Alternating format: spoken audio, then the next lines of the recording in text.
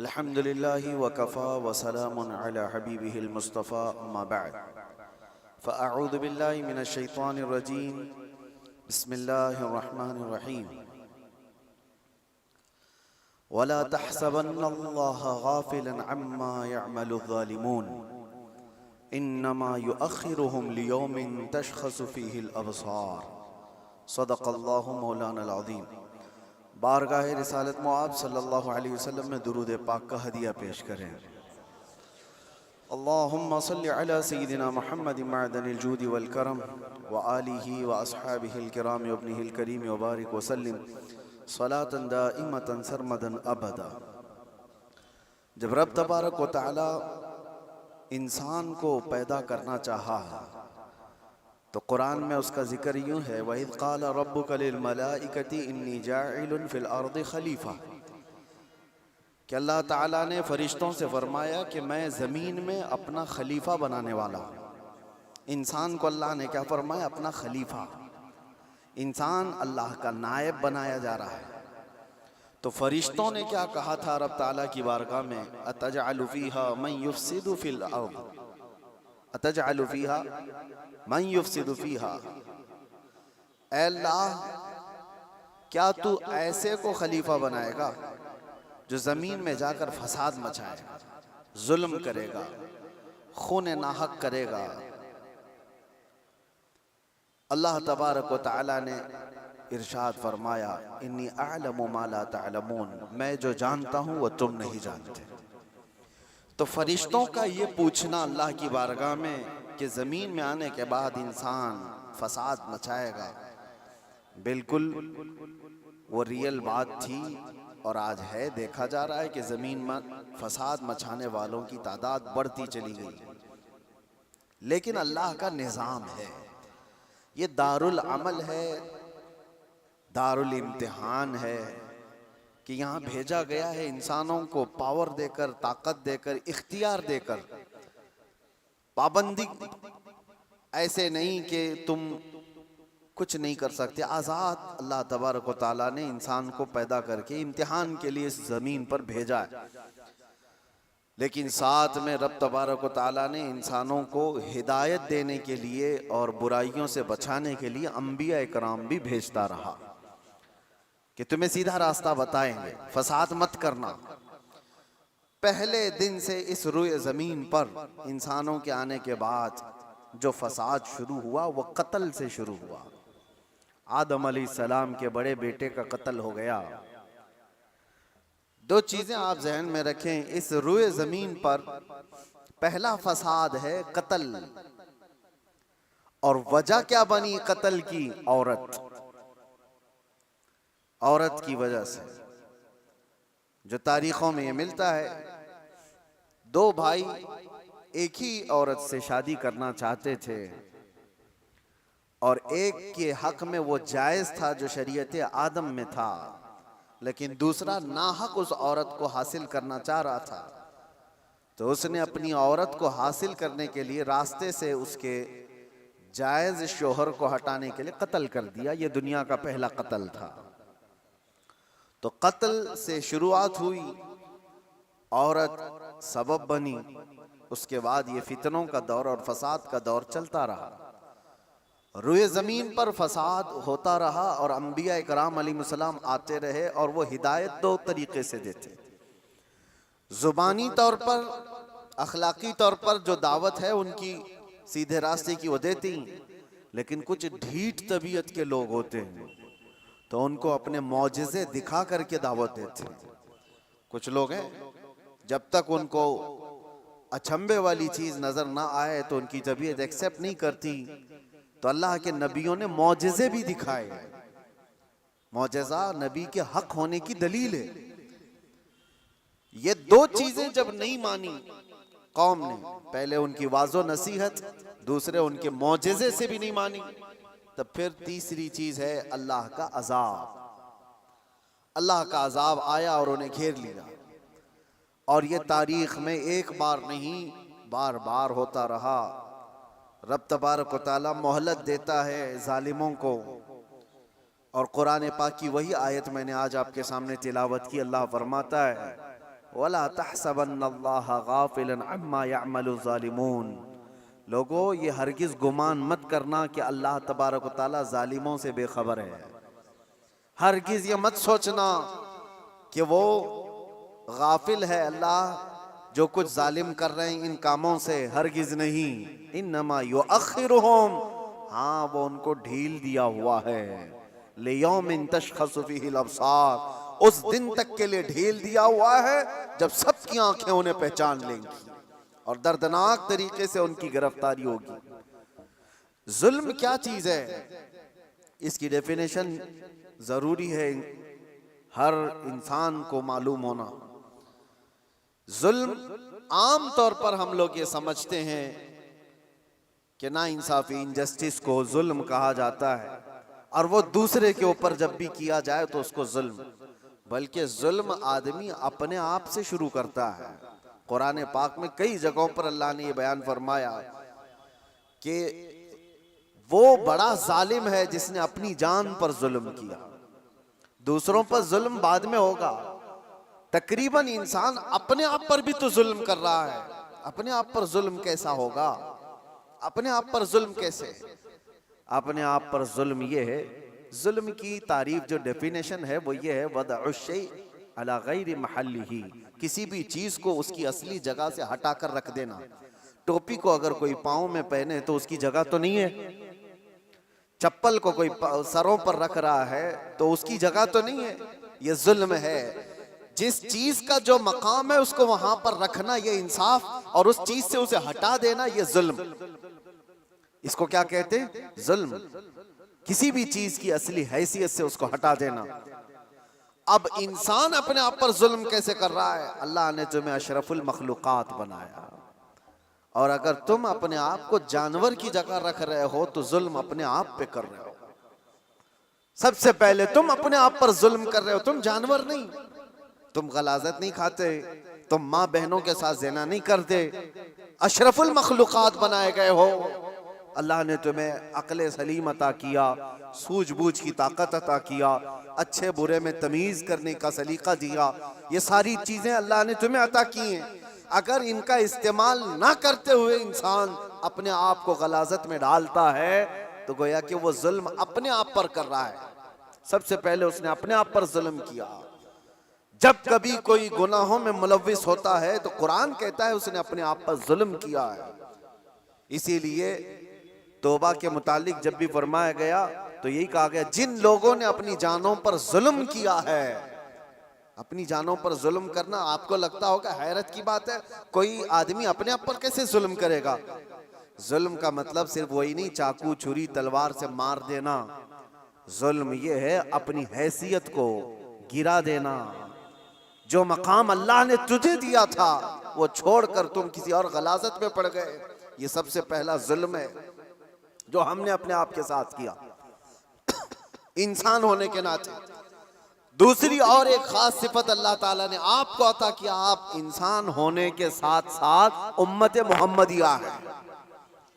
अब स्टेटस बढ़ गया है तुम्हारा, तुम्हारी जगह बढ़ गई है जिस जगह पर अल्लाह ने तुम्हें बयान किया है। कुरान में अल्लाह फरमाता है इंसान तो दुनिया में बहुत बनाए गए, करोड़ों की तादाद, लेकिन कुंतुम खैर उम्मतिन उखरिजत लिन्नास, सारे इंसानों में अल्लाह ने तुमको खैर उम्मत बनाया, सबसे बेहतरीन उम्मत बनाया।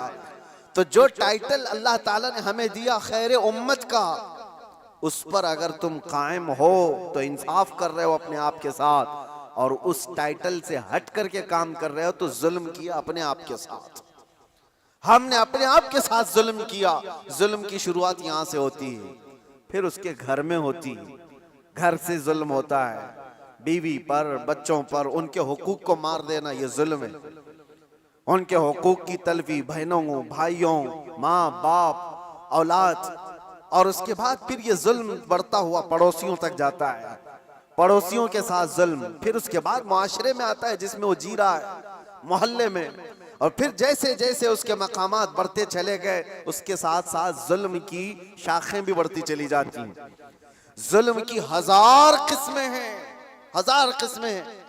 मेरे अजीजों, एक बात याद रखो, कुरान में अल्लाह ताला ने फरमाया इन्नहु ला युहिब्बुज़ ज़ालिमीन, अल्लाह ताला जालिमों को हरगिज पसंद नहीं करता। जो हद से ज्यादा बढ़ने वाले हैं वो अल्लाह को पसंद नहीं है। लेकिन लोगों ने जुल्म का कॉन्सेप्ट ये बना करके रखा है, सिर्फ मार धाड़ कत्ल करने वाला ही जालिम है। जालिम तो घर से भी शुरू हुआ है। घरों में हुकूक तलफी जिसने किया वो जालिम है। जिसने बीवी का हक मार लिया वो जालिम, जिसने माँ बाप का हक अदा नहीं किया वो जालिम, जिसने औलाद का हक अदा नहीं किया वो जालिम, जो अपने भाई बहनों का हक मार कर बैठा वो भी जालिम। ये जुल्म की कई शाखें हैं। और उसके बाद मेरे अजीजों, लोग जब अमली जिंदगी में आगे बढ़ते हैं तो जुल्म कहां कहां है मैं आपको बताऊं। जुल्म इंसान करता कब है? कमजोर आदमी जालिम तो नहीं होता, ये तो सबको पता है, सारे लोग देखते हैं। अगर मिसाल के तौर पर मैं आपको बताऊं, किसी जुर्म में अंधा, लूला, लंगड़ा ऐसा आदमी, लूला भी है, लंगड़ा भी है, कुछ नहीं, पैर भी नहीं, हाथ भी नहीं, आंख भी नहीं, ऐसे शख्स को कोई पकड़ करके लाए और कहे कि इसने फलां के साथ बहुत जुल्म किया है, मार धाड़ किया है, तो दुनिया हंसेगी कि वो माजूर है, वो क्या कर सकता है। ये तो बात सही है। कमजोर आदमी जुल्म नहीं कर पाता क्योंकि उसके पास वो नहीं है। इसका अपोजिट ये निकलता है कि ताकत जैसी ही आती है इंसान वैसी जुल्म शुरू करता है। ताकत, और ताकत कई किस्म की है। जिस्म की भी ताकत है, माल की भी ताकत है, पावर की भी ताकत है, मनसब की भी ताकत है। और ये तीनों ताकतें जब किसी के ऊपर चढ़ जाती हैं तो फिरौन बनता है। ये तीनों ताकतें जानते हो आप, फिरौन तन्हा 1000 लोगों से लड़ सकता था और ताकत उसकी जिस्मानी ऐसी थी कि 90 साल तक उसको बुखार भी नहीं आया, कभी सर्दी बुखार भी नहीं, कभी बीमार नहीं हुआ। ये जिस्मानी ताकत थी। माल की ताकत तो ऐसी कि आधी दुनिया के खजाने उसके थे। और पावर की ताकत ऐसी कि बादशाह आजम बना बैठा था, लोग तो उसके सामने झुकते थे। जब तीन चीजें ऐसी साथ मिल जाती हैं तो फिरौन बनने की कोशिश करता है हर आदमी। आज के दौर में भी मेरे अजीजों, ये तीन चीजें बड़ी आजमाइश के साथ आती हैं कि जुल्म से अपने आप को बचाओ। माजूर आदमी क्या जुल्म करेगा, उसके लिए वो इम्तिहान नहीं है। जो बिस्तर पर पड़ा हुआ है, जिसकी ना जिस्मानी ताकत है, ना माली पैसी ताकत है और ना पावर उसके पास है, ऐसा आदमी क्या जुल्म करेगा? जुल्म वो करता है जिसके पास ताकत हो, और ताकत वाले के साथ इम्तिहान भी ज्यादा है। अजीजा ने गिरामी वक़ार, आज हम देख रहे हैं ताकत 3 किस्म की मैंने बताया। सबसे पहले मैं शुरुआत करता हूं जिस्मानी ताकत। जिस्मानी ताकत जब किसी के पास हो तो सबसे पहले वो मुक्का आजमाई की कोशिश करता है, हर एक पर देखता है मेरा मुक्का कितना तेज लगता है। वो ट्रायल शुरू कर चुका है। बॉडी बनाने के साथ ही उसको चाहिए ये कि किसी पर एक थप्पड़ लगा करके देख लूं कितना तेज लगता है। उसकी जिस्मानी ताकत का वह इस्तेमाल शुरू कर चुका है।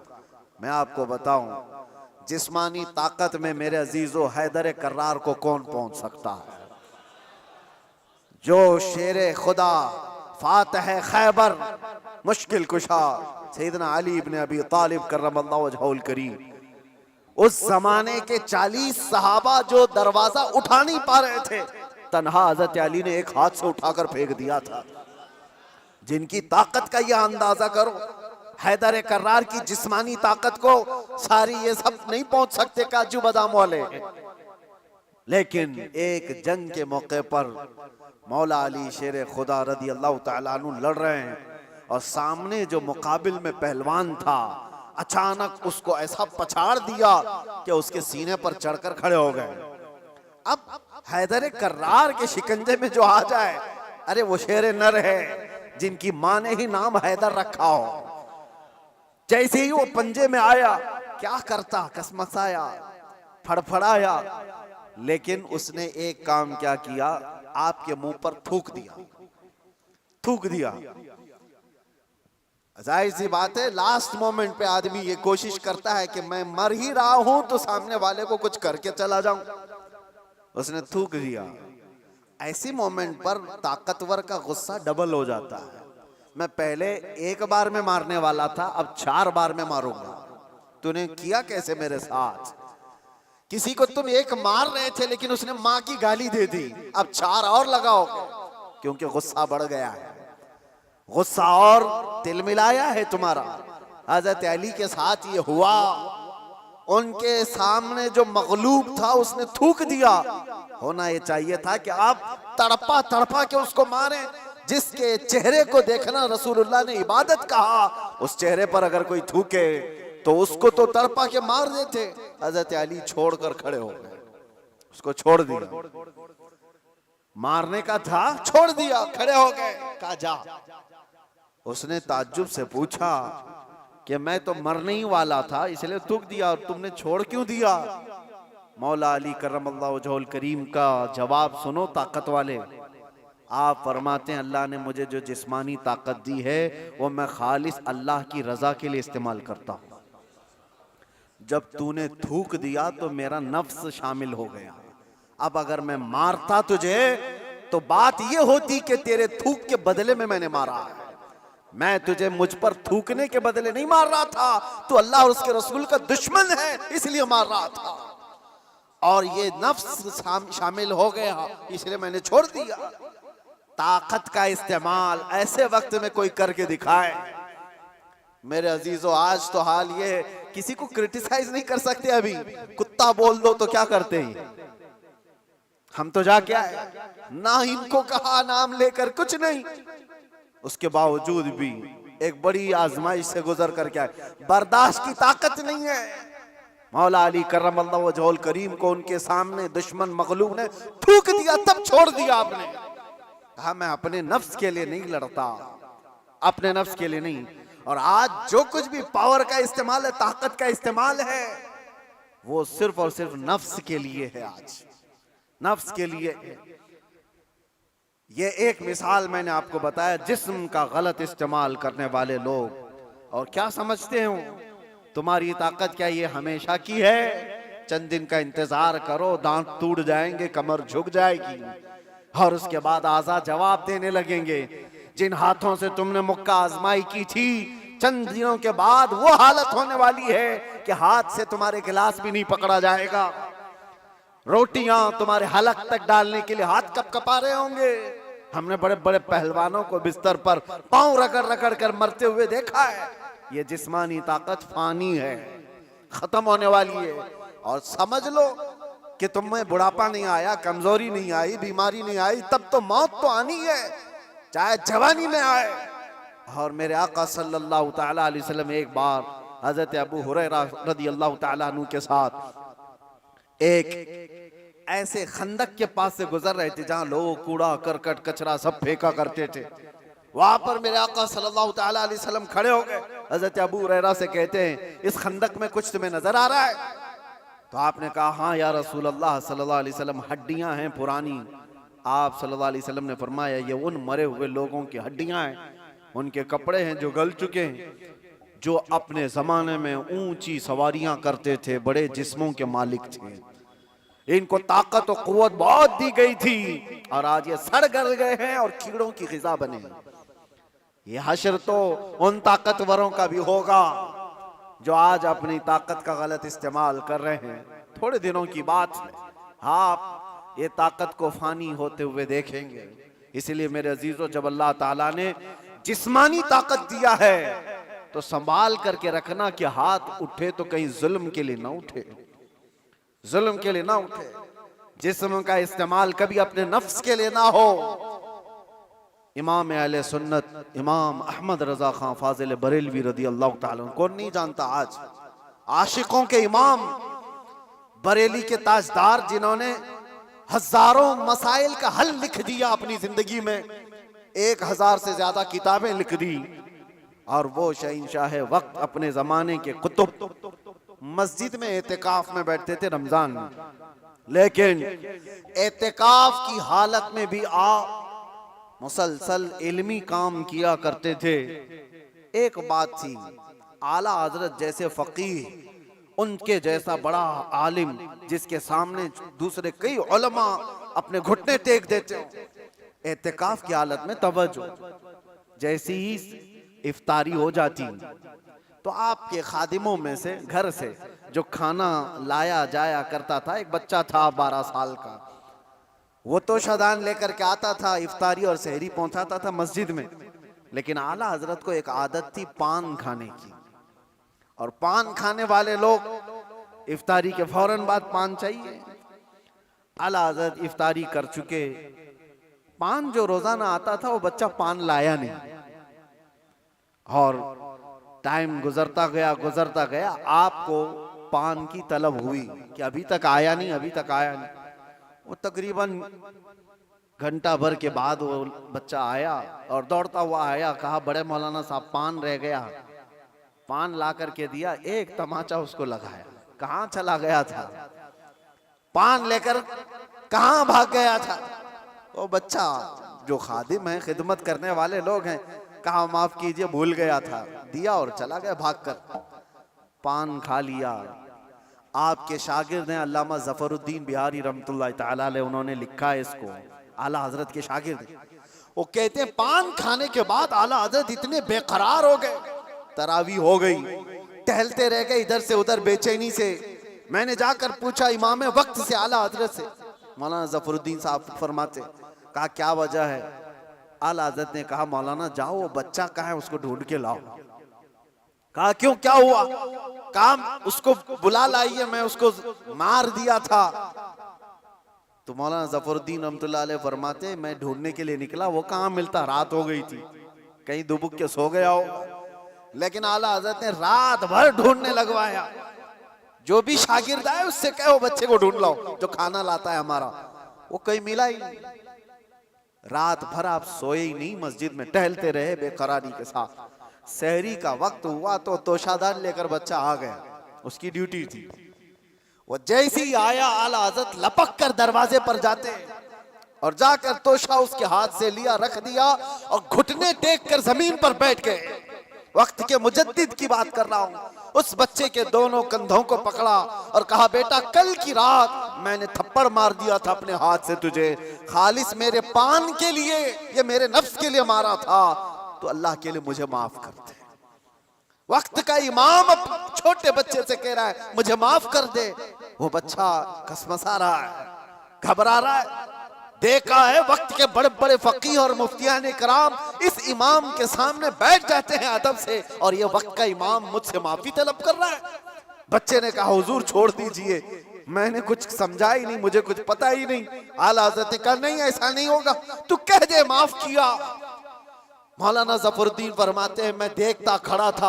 आला हज़रत कह रहे हैं कल क़यामत के दिन अगर रसूलुल्लाह सल्लल्लाहु अलैहि वसल्लम ने मुझसे पूछा ऐ अहमद रज़ा क्या तेरे अंदर अल्लाह ने ताकत इसलिए दी थी कि तू अपने पान के लिए छोटे बच्चे पर हाथ मारे, मैं क्या जवाब दूंगा उस दिन क़यामत के दिन।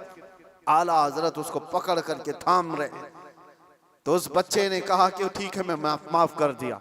आला हज़रत कहते हैं बच्चों को इख्तियार नहीं है माफ करने का, बच्चों को मसाइल है, वो मालिक नहीं है। हाँ आपने कहा अपने सर से टोपी उतारी और कहा जैसे कल मैंने तुझे मारा था वैसे तू भी मुझे मार, बराबर हो जाए मामला। उसका हाथ कांपने लग गया। वक्त का मुजद्दिद कह रहा है आला हज़रत अपनी टोपी उतार कर रख दिए। बच्चा जब नहीं मारने लगा आपने खुद उसका हाथ पकड़ा और हाथ पकड़ करके अपने सर पर मारने लग गए। 3-4 बार उसकी जब थप्पड़ पड़ी तो आला हज़रत मुस्कुराते हुए खड़े हुए कहा बात बराबर की हो गई, तूने मुझे माफ भी किया और बदला भी ले लिया। मौलाना जफरुद्दीन रहमतुल्लाह अलैह फरमाते हमारे आंसू निकल गए। वक्त का मुजद्दिद है, ताकत का गलत इस्तेमाल नहीं। मेरे अजीजों अगर अल्लाह ने जिस्म में ताकत दिया है तो इसलिए नहीं कि तुम अपने से नीचे वालों पर इसका इस्तेमाल करते रहो। इसीलिए अल्लाह के नबी सल्लल्लाहु अलैहि वसल्लम ने क्या फरमाया, मन लम यरहम सगीरना वलम युअक्किर कबीरना फलैसा मिन्ना, जो अपने छोटों पर रहम नहीं करता और बड़ों की शफकत नहीं करता और बड़ों की इज्जत नहीं करता वो मेरी उम्मत में से नहीं। अल्लाह ताला ने अगर ताकत दिया है, नौजवानों से मैं कहता हूं गलत इस्तेमाल नहीं करना, इसका गलत इस्तेमाल कभी ना हो। औरतों को मारने की बात आई, कितने तो घर ऐसे बने हुए हैं, कमजोर है वो, तुमसे कमजोर मखलूक है, लोगों ने उसको बराबर का बनाने की कोशिश की है, लेकिन औरत तुमसे कमजोर बनाई गई है। उसको मारने का हुक्म कहीं पर भी नहीं दिया गया, कहीं पर भी नहीं, किसी भी तरह से। लोग आज अपनी ताकत का भरपूर इस्तेमाल इनके साथ करते हैं, औरतों के साथ। बहुत सख्त जवाब देना होगा मेरे अजीज। औरत तो औरत है, मखलूक भी है अल्लाह ताला की, लेकिन साथ में उम्मत मोहम्मदिया है। इसका जवाब तो बहुत है। हदीस में तो ये मिलता है, जानवरों को जिसने मारा बिला वजह के, कयामत के दिन वो जानवर उठाए जाएंगे और वो आएंगे, मुकद्दमा करेंगे अल्लाह की बारगाह में कि अल्लाह इसने मुझे फलां वक्त बगैर किसी वजह के मारा था। रब ताला उस जानवर को सींग अता करेगा और कहेगा कि तू इतना मार ले इसको यहाँ पर, और वहां सख्ती के साथ वो जानवर इस जालिम को मार रहे होंगे। अहले महशर उसको देख रहे हैं। जानवरों के साथ जुल्म को इस्लाम ने जायज नहीं किया। घरों में अपने औरतों के साथ कौन जुल्म की इजाजत देगा? ये हुई डोमेस्टिक वायलेंस जिसको कहा गया है। मैंने अंदर कैद में देखा कितने ऐसे कैदी औरतों को जला करके अंदर आए हुए हैं, छोटी छोटी बातों पर, जहेज के नाम पर, दो खानदानों के झगड़ों पर औरतों को जला दिया, मार दिया, खत्म कर दिया। ऐसे कितने वाक़यात। इंसान को जब ताकत ज्यादा आ जाए तो वो जुल्म के रास्ते पर आ जाता है। यहां अपने आप को कंट्रोल करना मेरे अजीजों, ये वक्त का बहुत बड़ा चैलेंज है तुम्हारे साथ। ये हुई जिस्मानी ताकत, और जब माल आ जाए, अल्लाह अकबर, ये बड़ी आजमाइश है, ये बड़ी आजमाइश है। चर्बी ज्यादा उस वक्त आती है जब माल ज्यादा आता है। जिस्मानी ताकत तो चले, आदमी अपने आप को कंट्रोल कर लेगा, रोक लेगा, लेकिन माल की चर्बी ये बड़ी खतरनाक है। ये तो गरीबों का मजाक उड़ाती है सबसे पहले, दीन को हल्का समझती है सबसे पहले।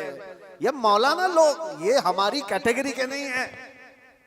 या उलमा, ये तो कमतर लोग हैं, यतीम लोग हैं, लावारिस लोग हैं। मालदार सबसे पहले दीन का मजाक उड़ाने लग जाता है। इसीलिए माल आए तो हमेशा दुआ ये करना कि अल्लाह माल के साथ उस्मान गनी की सखावत अता कर दे।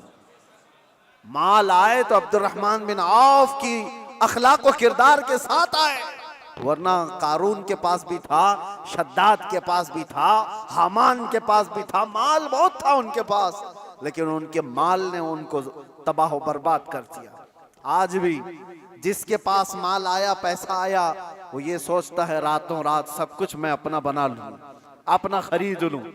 अच्छा, एक बात और भी मैं बता दूं, जिन 3 चीजों की बात मैंने कहा जो इंसान को जुल्म के रास्ते पर लाती है, पहले उसकी जिस्मानी ताकत, दूसरे दौलत, तीसरे पावर, ओहदा, ये तीनों ऐसी चीजें हैं जो परमानेंट रहने वाली है ही नहीं। परमानेंट रहने वाली तीनों में से कोई चीज नहीं है। हाँ, इतना है कि जिस्मानी ताकत को जाने में टाइम लग सकता है, थोड़े टाइम बाद जाएगी, लेकिन वो भी पक्का नहीं। किसी हादसे में गिर गया, वो सारी जिस्मानी ताकत भस्म हो जाएगी। लकवा मार गया तो बड़ा सा बड़ा पहलवान बिस्तर पर आ गया, कुछ नहीं होने वाला है। मैंने सऊदी में देखा एक बहुत हट्टे खट्टे आदमी को, कोमा में है बेचारा, अब तो गल गया, लेकिन जिस वक्त कोमा में आ गया तो सिर्फ एक अटैक कुछ हुआ, कोमा में चला गया, जिस्म पूरा गल गया, खत्म हो गया। तो जिसको अपने जिस्म पर बहुत ताकत था वो अचानक भी जा सकता है, लेकिन नॉर्मली देखा गया है कि जाने में टाइम लगता है। जिस्मानी ताकत, माल का कोई भरोसा नहीं। लोग ये कहते इतना हमारे पास है कि 7 पुश्तें खाएंगी। हमने उस घर को भी देखा, उसका खुद बेटा 10-10 रुपए की भीख मांगता है। जिसने ये कहा था कि इतना मेरे पास है कि 7 पुश्तें खा सकती हैं, उसका सगा बेटा आज 10 रुपए मांगता है। ये माल को जाने में ज्यादा वक्त नहीं। तीसरा पावर और मनसब। जो लोग आज बैठे हुए हैं उनको लगता है कि सब कुछ हम अपनी कुर्सी से कर लेंगे। तुम्हारी कुर्सी को हिलने में देर नहीं लगता। तुम्हारा जुल्म जो है ये दीमक है जो इस कुर्सी को खाकर खत्म कर देगा। जुल्म कुर्सी पर बैठा हुआ आदमी जब करता है, माल वाला और कुर्सी वाला दोनों, ये वक्त के साथ ऐसे तेज बहते हैं कि उनको अंदाजा ही नहीं होता, उन्हें पता नहीं उनके जुल्म के शिकार मजलूमीन की आहें अल्लाह तक जा रही हैं। रब तबारक व तआला कुरान में फरमाता है कि अल्लाह तबारक व तआला इनके कामों से बेखबर नहीं। जो लोग पीड़ित हैं, जुल्म से निशाना बने हुए हैं, तो क्या इनको इंसाफ नहीं मिलेगा? दुनिया की अदालतें इंसाफ ना दें, अल्लाह की अदालत तो है जो इंसाफ अता करे। जालिम दुनिया में भी भुगतेगा और आखिरत में उसका दर्दनाक अंजाम है, दर्दनाक अंजाम है। फिरौन के साथ क्या हुआ, नमरूद के साथ क्या हुआ? अरे एक मच्छर से हिलाक हो गए। फिरौन पानी में गर्क कर तबाह हो गया, गर्क होकर तबाह हो गया। अबू जहल को 2 छोटे बच्चों ने मार के गिरा दिया। जो ताकत और माल का नशा था जिसको, आज हालात ऐसे मेरे अजीजों, ये 2 तरह का जुल्म बहुत बढ़ गया है, माल का और पावर का। आज जो पूरी इंटरनेशनल न्यूज घूम रही है अमेरिका की दादागिरी, कोई बोलने वाला है इस पर? वो किसी भी मुल्क के राष्ट्रपति को उठा करके ले जाए, किसी को कुछ नहीं। हालांकि नई बात नहीं है, नई बात नहीं। पावर है ना, ताकत है, नशा है, वो कुछ भी कर सकता है। ये पहली बार नहीं, ऐसे कई मुल्कों के साथ हुआ है। दूसरे मुल्कों में जाकर के बम गिरा देना, दूसरे मुल्कों के चुनी हुई सरकारों को गिरा देना, ये पहली बार है। जो आज सोशल मीडिया पर गर्दिश कर रही है बातें, वेनेजुएला के साथ ऐसा हुआ वैसा हुआ। अरे खुद यहाँ हमारे मुल्क में जब मुंबई पर अटैक हुए थे, हमले हुए थे, आपको पता होगा, काफी साल पुरानी बात, ताज पर और ये वीटी में जो हमले हुए थे, उस वक्त पकड़ करके एक अजमल कसाब को तो बहुत घुमाया गया है न्यूज में, लेकिन आपको पता है एक मास्टरमाइंड और भी था, डेविड नाम का, और उसको गिरफ्तार भी किया गया। लेकिन अमेरिका की फौज आकर उसको रातों रात यहां से लेकर अमेरिका चली गई, और ये कह करके कि इसका मुकदमा हम चलाएंगे। दादा है साहब, हमारे मुल्क का मुजरिम है, हमारे मुल्क में फसाद किया, लेकिन कानून उनका चलेगा। ये क्या है? ये पावर का इस्तेमाल। दुनिया यही चीज देखती है आज, जिसकी लाठी उसकी भैंस कहा जाता है। ये मुहावरा यही है, ताकत का ऐसा इस्तेमाल। और ये लोग दुनिया को इंसानियत का दर्ज दे रहे हैं, ह्यूमन राइट्स बनाए हुए बैठे हैं, इंसानों के अकदार ये सिखाएंगे हमें जो दुनिया को जुल्म से हाँकते हैं। मेरे अजीजों, एक बात याद रखो, अल्लाह के नबी सल्लल्लाहु तआला अलैहि वसल्लम ने अगर फरमाया कि जुल्म को अल्लाह पसंद नहीं करता, तो रसूलुल्लाह ने अपनी जिंदगी से करके दिखाया है। यह नहीं है कि तकरीरों में कहा है या कोई स्टेटमेंट है। यह दुनिया के यूएनए का एक स्टेटमेंट होगा, अमेरिका का, यूरोप का स्टेटमेंट होगा कि ह्यूमन राइट्स के खिलाफ कोई भी कुछ करेगा तो हम उसको पकड़ेंगे, मारेंगे।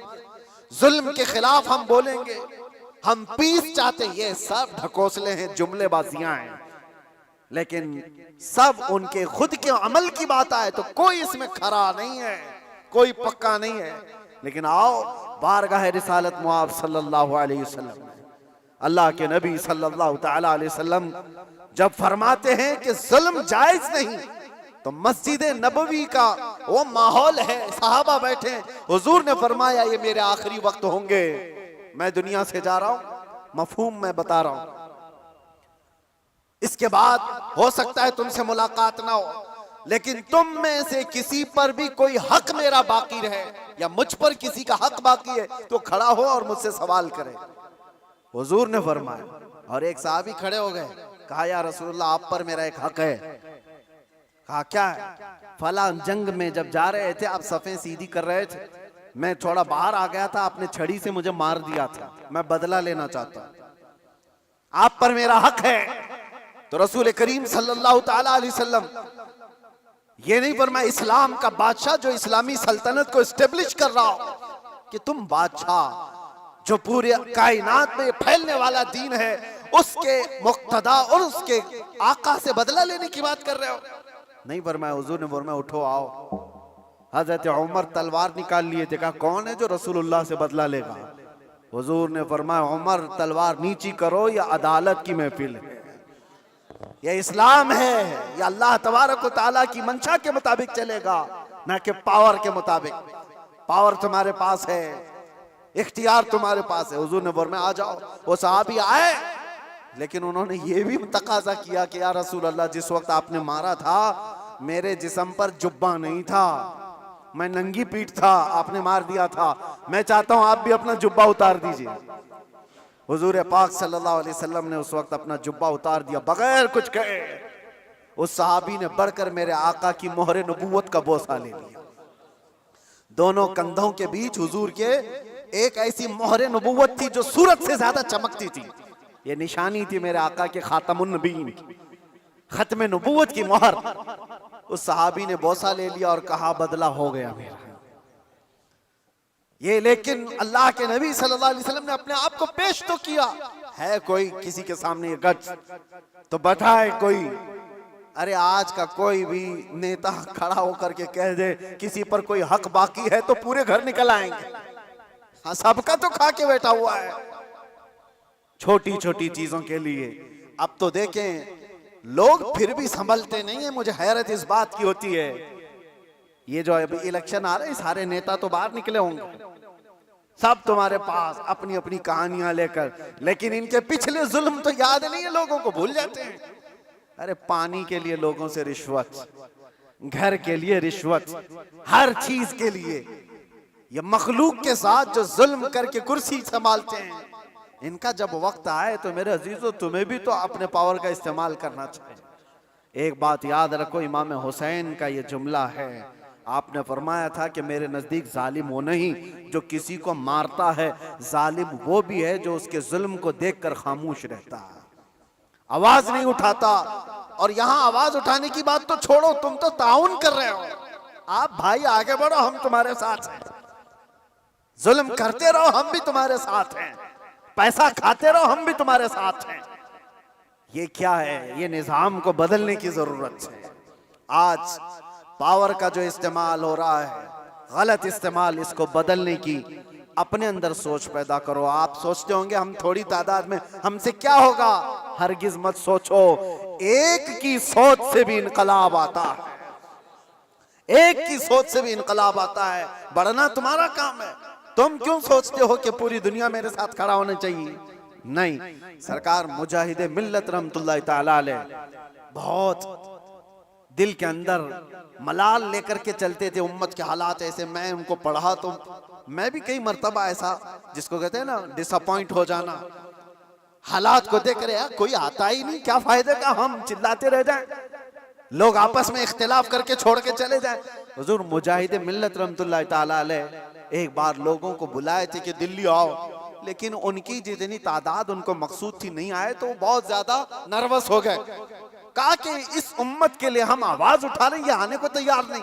वापस आए, उस वक्त सुना सरकार मुफ्ती आजम हिंद रहमतुल्लाह तआला अलैह आला हज़रत के शहजादे, उन्होंने कहा था कि मौलाना लोगों को मत देखो, दुनिया जो है कूफा में इमाम मुस्लिम के साथ शाम में 60,000 की तादाद में नमाज पढ़ती है और दूसरे दिन फजर में 2 बच्चों के अलावा कोई नहीं होता।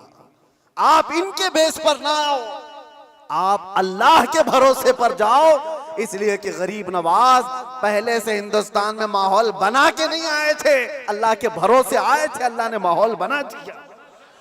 एक आया था लेकिन लाखों को इस्लाम का नूर देकर गया। एक से भी होता है इनकलाब। आप क्यों सोचते हो कि मेरे चाहने से कुछ नहीं होगा? आप सोचो, खड़े हो इनकलाब के लिए कि मैं जालिम का साथ नहीं दूंगा, जुल्म के खिलाफ रहूंगा। लोग तो बिक रहे हैं आज। मुसलमानों के वोट की हमें कोई जरूरत नहीं, इनको लुभाने की जरूरत नहीं। एक रात पहले 1-1 हजार में बिक जाएंगे। इनके घरों में 1-1 हजार का लिफाफा पहुंचा दे, ये बिक जाएंगे, हो जाएगा। उम्मत मुस्तफा को आज लोग इस तरह का खिलौना बनाए, और ये मजाक नहीं है आपके साथ। आप उसके बावजूद भी ये कहते भाई आगे बढ़ो, हम तुम्हारे साथ हैं। जालिम का साथ देना भी बड़ा जुल्म है। कयामत के दिन इसका भी सवाल होगा आपके साथ, इसका भी सवाल होगा कि उसके जुल्म तक पहुंचने में कौन मददगार था? तुम मददगार थे, तुम सारे मददगार थे। इसकी पकड़ होगी। इसीलिए मेरे अजीजों, हो तो इंसाफ के साथ, नहीं तो मेरे आका ने जो फरमाया एक जमाना ऐसा आएगा कि लोग वही ईमान बचा पाएंगे जो अपने घर में टाट के कपड़े की तरह पड़े रहेंगे, वही लोग अपना ईमान बचा पाएंगे। आज वो हालात हमें दिख रहे हैं, कहां जाएं खुदा बंदा, ये तेरे सादा दिल बंदे किधर जाएं कि दुर्वेशी भी अय्यारी है, सुल्तानी भी मक्कारी है। आज वो हालात आ गए हैं। अजीज़ा ने गिराम वक़ार, खुलासा कलाम मेरा ये है, अल्लाह ताला ने जुल्म को सख्त नापसंद फरमाया, जुल्म को सख्त नापसंद फरमाया। आज जो पूरी दुनिया पावर का और माल का जुल्म कर रही है, ये हमारे लिए नया नहीं है, लेकिन हम जूझ रहे हैं। इंतजार करो, हर जुल्म के बाद अल्लाह तबारक व तआला एक नई सुबह तुलू फरमाता है। जालिमों का वक्त जाएगा, उसको जाना है। कुरान कहता है वकुल जाअल हक़ व ज़हक़ल बातिल। आप फरमा दें महबूब, हक आया और बातिल मिट गया। इन्नल बातिल कान ज़हूक़ा, और बातिल को तो मिटना ही है, मिटना ही है। जालिम को तो जाना ही है। वक्त आएगा हर एक का। इसीलिए मैंने वो जुमला कहा था जिसकी वजह से मुझे बड़ी सख्त सजा हो गई, कुछ देर की खामोशी है। इसीलिए कहा था कुछ देर की खामोशी है। ये जुल्म जितना भी होगा, अंधेरा हमेशा नहीं रहता, सुबह रोशन होगी। चांद को गहन हमेशा नहीं लगता, छट जाता है फिर वो चमकता है। ये उम्मत मोहम्मदिया है, आज खिजा रसीदा है, हालात खराब हुए हैं, लेकिन ये हमेशा के नहीं है। ये हालात छटेंगे और उम्मत मोहम्मदिया का वकार वापस आएगा। और हमारा काम क्या है? उम्मत को जगाना, बेदार करना, तुम्हारी तो हैसियत और तुम्हारी अपनी वैल्यू बताना कि तुम वो नहीं हो जिस तरह की जिंदगी गुजार रहे हो। 100 साल पहले इकबाल ने बहुत प्यारा शेर कहा था, बहुत प्यारा, हमें झिझोड़ते हुए कहा था कि उम्मत मोहम्मदिया को मुखातब करते हुए इकबाल ने कहा था कि पहाड़ बसेरा कर पहाड़ों की चट्टानों में, तू शाहीन है बसेरा कर पहाड़ों की चट्टानों में, नहीं तेरा नशीमन कसरे सुल्तानी के गुंबद पर। मतलब समझते हो, उर्दू है, नहीं तेरा नशीमन कसरे सुल्तानी के गुंबद पर। कसरे सुल्तानी बादशाह के महल का गुंबद कितना ऊंचा हो सकता है? ज्यादा से ज्यादा कितना फीट ऊंचा होगा? 200 फीट ऊंचा कर दिया होगा, 400 फीट ऊंचा होगा। लेकिन इकबाल कहता है वो गुंबद की ऊंचाई ये तेरी मंजिल नहीं है। एक परिंदा है शाहीन, जानते हो, जो सबसे ऊंचा उड़ता है, और इतना ऊंचा उड़ता है कि उसको कौवे भी नहीं देख सकते, कौवे भी नहीं देख पाते उसको। शाहीन इतना ऊंचा उड़ता है। और इकबाल इसको उम्मत मोहम्मदिया को कहता है, नहीं तेरा नशीमन कसरे सुल्तानी के गुंबद पर, तेरी ऊंचाई इतनी नहीं है, यहां बैठने की नहीं है, तू शाहीन है बसेरा कर पहाड़ों की चट्टानों में, तुम बुलंदी के लिए बनाए गए हो। ये क्या है? ये जो छोटी मोटी चीजें इसके लिए नहीं। अब आखिरी मेरा पैगाम ये है कि जुल्म ये भी है कि रिश्वत लेना, रिश्वत देना। अल्लाह के नबी सल्लल्लाहु अलैहि वसल्लम ने फरमाया, अर्राशी वल मुर्तशी किलाहुमा फिन्नार। रिश्वत लेने वाला, रिश्वत देने वाला दोनों जहन्नम में जाएंगे। मेरे आका ने फरमाया, हाँ, वोट के लिए जो पैसा बांट रहा है और जो ले रहा है, अगर ये रिश्वत की मंजिल में आया, दोनों जहन्नमी हैं। ये मेरे आका की हदीस है, इसीलिए कान खोल करके सुनो। उम्मत को हक बताना ये मेरा फरीजा है। बाद में जहन्नम का काम करना ना करना ये तुम्हारे हाथ में है। अल्लाह तबारक व तआला सबको हिदायत अता फरमाए। रब तबारक व तआला जुल्म की हर शाख से हमारी हिफाजत फरमाए। व आखिर दावाना अनिल हम्दुलिल्लाहि रब्बिल आलमीन। अस्सलामु अलैकुम।